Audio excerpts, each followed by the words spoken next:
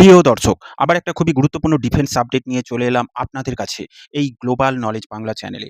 ভাবুন তো, যদি আগামী কয়েক বছরের মধ্যে পাকিস্তান চীনের অত্যাধুনিক স্টেলথ যুদ্ধবিমান জে-35 হাতে পায়, তাহলে দক্ষিণ এশিয়ার আকাশ যুদ্ধের সমীকরণ কতটা বদলে যেতে পারে? আর যদি আমেরিকার F-35 না পেয়েও পাকিস্তান জে-35 পায়, তাহলে ভারতের প্রতিক্রিয়া কী হতে পারে? সবচেয়ে গুরুত্বপূর্ণ বিষয় হলো, এই প্রশ্নগুলো এখন শুধুমাত্র সামাজিক যোগাযোগ মাধ্যমের আলোচনা নয়।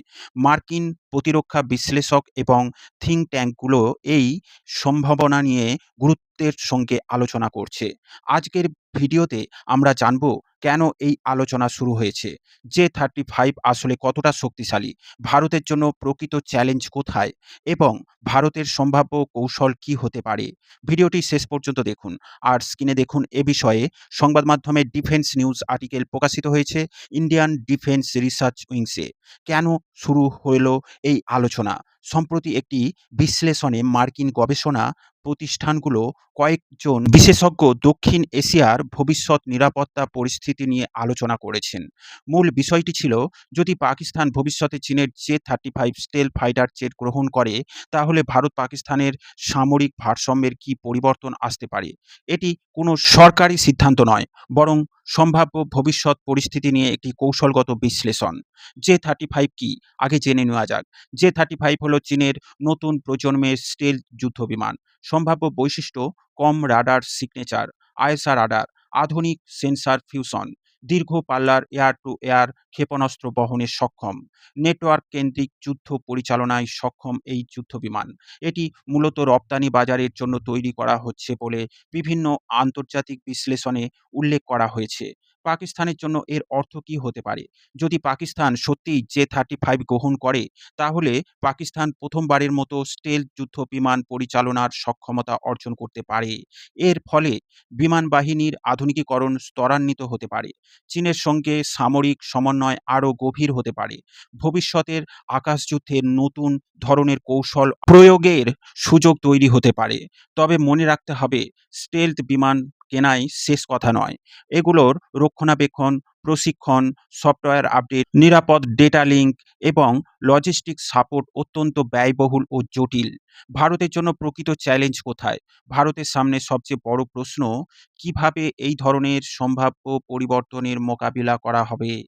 ভারতের হাতে ইতিমধ্যেই রয়েছে Rafale, SU-30 MKI, Miraj 2000, S-400 বিমান প্রতিরক্ষা ব্যবস্থা, দেশীয় এমকা প্রকল্প, তেজস MK-1, তেজস MK-2 উন্নয়ন কর্মসূচি। এছাড়া ভারতের integrated air command and control system ও ভবিষ্যতের নেটওয়ার্ক কেন্দ্রিক যুদ্ধ সক্ষমতা গুরুত্বপূর্ণ ভূমিকা পালন করতে পারে।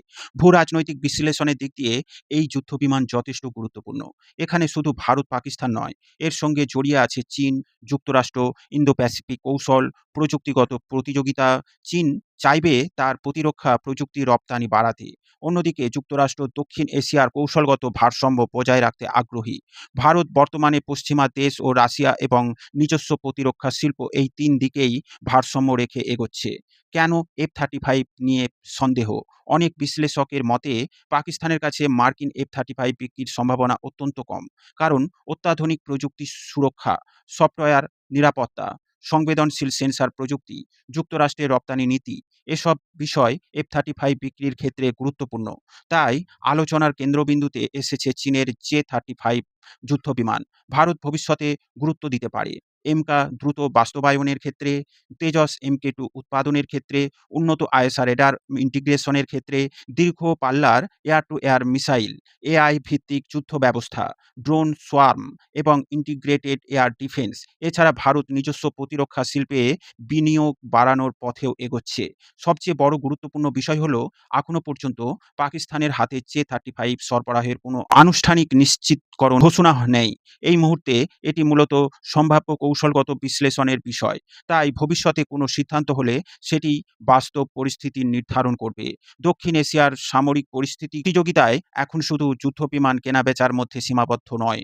এটি প্রযুক্তি, কৃত্রিম বুদ্ধিমত্তা, স্টেলথ ডেটা নেটওয়ার্ক এবং প্রতিরক্ষা শিল্পের প্রতিযোগিতায় রূপ নিয়েছে। ভারত, পাকিস্তান এবং চীনের প্রতিটি নতুন পদক্ষেপে পুরো অঞ্চলের নিরাপত্তা সমীকরণে প্রভাব ফেলতে পারে। আপনার মতে যদি পাকিস্তান ভবিষ্যতে J-35 পায়, তাহলে ভারতের সবচেয়ে গুরুত্বপূর্ণ পদক্ষেপ কী হওয়া উচিত? প্রিয় দর্শক, এ বিষয়ে আপনার মতামত কমেন্টের মাধ্যমে অবশ্যই জানাবেন।